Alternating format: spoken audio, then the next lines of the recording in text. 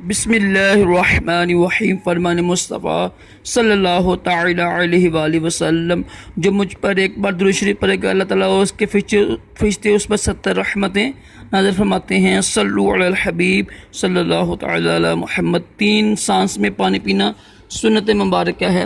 राशिद अत्तारी और आप देख रहे हैं न्यू फतवा। आज सुनते हैं नया फतवा। ये बहुत ही मशहूर है। कुछ लोग बेचारे इस कहते हैं ये वाजिब है जी, मुस्तहब है। इतना नाखून और बाल यानी काटने का हुक्म क्या फरमाते हैं उलमाए दीन और मुफ्तियान शरअमती इस मसले के बारे में कि जिस पर कुर्बानी वाजिब हो, क्या उसे कुर्बानी तक बाल और नाखून ना काटने ज़रूरी हैं? दूसरा, जिस पर कुर्बानी वाजिब नहीं उसके लिए क्या हुक्म है? जवाब सुनते बिस्मिल्लाहिर्रहमानिर्रहीम। जिसने कुर्बानी करनी हो, हदीस पाक में उसे ज़ुल हज्जा का चाँद तुलूब होने के बाद से कुर्बानी तक अपने बाल और नाखून काटने से मना फरमाया गया। लेकिन यह हुक्म वजूबी नहीं यानी वाजिब नहीं बल्कि इस्तहबाबी है, यानी इस पर अमल करना बेहतर है। लिहाजा अगर किसी ने नाखून बाल या नाखून काट लिए तो गुनाहगार नहीं। यहाँ ये बात वाज़ह रहे कि मुँह ज़ेर नाफ व बगल और नाखून 40 दिन के अंदर काटना ज़रूरी है। 40 दिन से ज़्यादा बढ़ाना मकरूह हरीमी नजायज़ और हराम है, क्योंकि ये मकरूह हरीमी हराम के करीब होता है ना। लिहाजा अगर किसी ने कई दिन से नाखून या मुँह ज़ेर नाफ और बगल ना काटे हों और कुर्बानी तक ना काटने से 40 दिन से ज़्यादा का अरसा हो जाए तो अब उस मुस्तहब पर अमल नहीं कर सकते।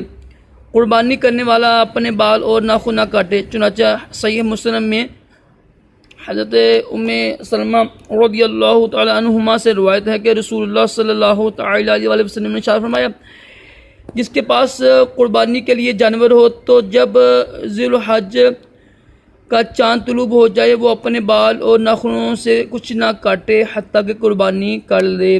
यूँ ही जामिया तिरमिज़ी में है, आप अलैहिस्सलाम ने इरशाद फरमाया, तर्जमा, जो ज़ुल हज का चाँद देखे और कुर्बानी का इरादा रखता हो तो वो अपने नाखून और बाल ना काटे। जो अमीर वजूब या फ़कीर नफली कुर्बानी यानी वाजिब कुर्बानी, जो अमीर वाजिब या फ़कीर नफली कुर्बानी का इरादा करे वो बकरा ईद का चाँद देखने से कुर्बानी करने तक नाखून बाल और मर्दार खाल ना काटे ना कटवाए, ताकि हाजियों से कदीम यानी थोड़ी मुशाबत हो जाए कि जो लोग हराम में हजामत नहीं करा सकते, और ताकि कुर्बानी हर बाल और नाखून का फिदिया बन जाए। ये हुक्म इस्तहबाबी है यानी वजूबी, वाजिब नहीं। ऐसा कुर्बानी करने वाले पर हजामत ना करवाना बेहतर है, लाजिमी नहीं। इससे मालूम हुआ कि अच्छों से मुशाबत भी अच्छी है।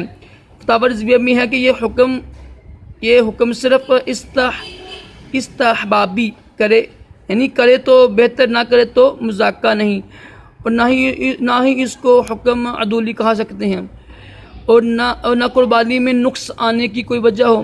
बल्कि अगर किसी शख्स ने यानी 31 दिन से किसी उज़र यानी किसी सबब के किसी मजबूरी के सबब ख्वाब बिला उज़र नाखून ना तराशी हों, ना ख़त बनाया कि चाँद जी हज का हो गया, तो वो अगरचे कुर्बानी का इरादा रखता हो उस मुस्तहब पर अमल नहीं कर सकता, क्योंकि अगर वो 10 दिन तक रखेगा तो नाखून और ख़त बनाए हुए 41 दिन हो जाएंगे ना, और 40 दिन से ज़्यादा ना बनवाना गुनाह है ना। तो यानी फ़ेल मुस्तहब के लिए गुनाह नहीं कर सकते हम लोग। जो कुर्बानी नहीं कर सका अगर वो भी इस यानी 10 दिन में नाखून और बाल न काटने से रुके तो फिर भी इंशाल्लाह उसको कुर्बानी का स्वाब मिलेगा। ठीक है। सन अबू दाऊद सनाई में हज़रत अब्दुल्ला इब्ने उमर बिन आस रज़ियल्लाहु अन्हु से मरवी है कि नबी करीम सल्लल्लाहु तआला अलैहि वसल्लम ने इरशाद फरमाया, तर्जुमा, मुझे यौम अज़हा का हुक्म दिया गया। इस दिन को अल्लाह ताला ने इस उम्मत के लिए ईद बनाया।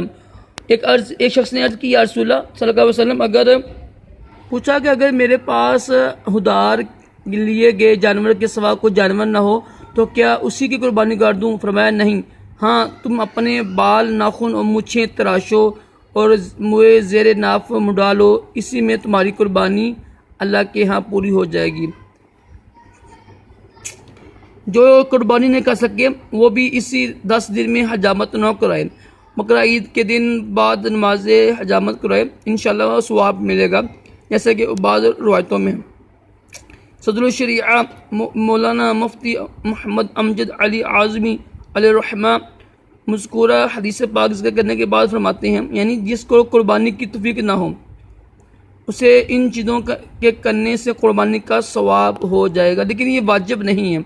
यानी बेशुमार लोग बेचारे व्हाट्सएप वगैरह पे ये इसको कहते हैं ये वाजिब है, ये वाजिब नहीं, मुस्तहब अमल है, नफली अमल है। वल्लाहु आलम अज़्ज़ व जल व रसूलुहु आलम सल्लल्लाहु तआला अलैहि वसल्लम सल्लु अला हबीब सल्लल्लाहु तआला अला मुहम्मद।